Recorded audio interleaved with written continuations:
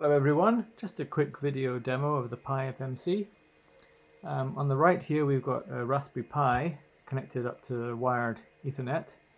The HDMI output is going through an adapter to the VGA display in the FMC, and the keypad on the FMC is a matrix of switches scanned by an Arduino Pro Micro running QMK firmware.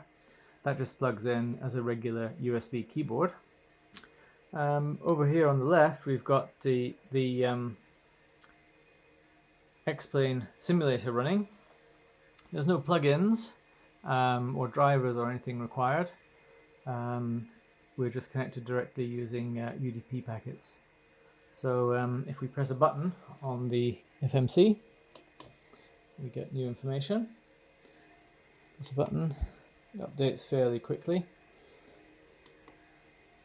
And if we press a button on the FMC in the simulator, we also get fresh data.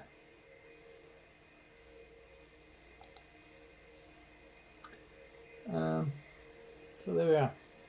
Thanks for watching.